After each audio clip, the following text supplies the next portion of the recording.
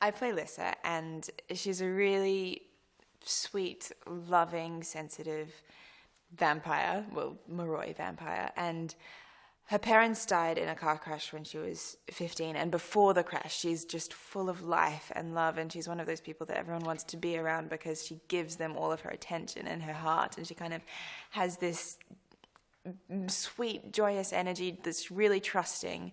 But then after the crash, she's dealing with a lot of inner demons, I guess, depression and anxiety.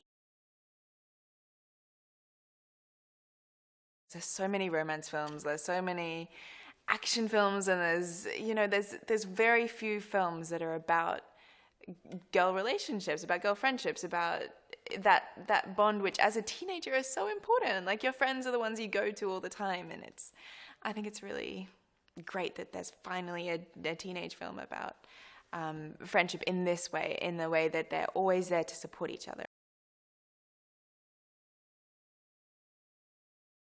Lissa is the royal princess Moroi vampire, and her best friend Rose is the Dhampir, so one of the strong fighter half vampires.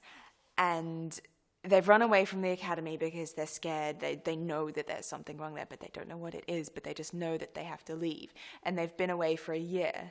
And then the film starts when they've been caught, and they have to come back to the academy and figure out why they left and what was haunting them the whole time that they were there and while they were gone. And there's all of these creepy things that kind of happen, and they have to solve the mystery while dealing with high school and dealing with all of their crushes and their boyfriends and their ex-boyfriends and the girls who are jealous of them, and just magic in the classes, and figuring out how to use their powers. Well, for Lissa, how to use her powers, and for Rose, how to use her strength to protect Lissa. And it's high school in very extreme circumstances. Rose can hear everything that Lissa is thinking, and at the start it's only little snippets here and there, and then it gets stronger and stronger, where it's not just feeling a certain emotions, where it grows into seeing everything that Lissa is seeing whenever she wants to, which Lissa finds very invasive, because it's like, oh my god, it's my thoughts. Lissa meets Christian when she returns to the academy after they've been captured again.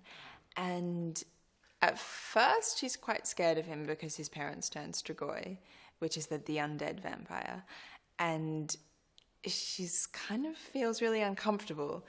But when she figures out that he's actually been through very similar circumstances to her, in that they've both lost their family and they're both now trying to figure out how they can fit in a normal high school situation when they've gone through such intense pain, she kind of feels calmed and reassured by his presence, by just talking with him and by being with him. It's kind of a really peaceful, reassuring relationship because they have shared such a similar experience.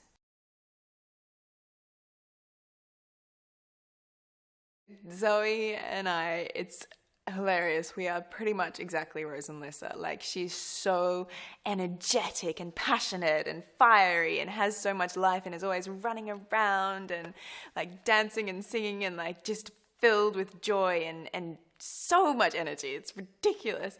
And then I'm quite like, on set at least, maybe it's because I'm playing Lissa that I'm always quite calm and peaceful and then maybe a little bit dreamy. And so our personalities have almost molded into our characters.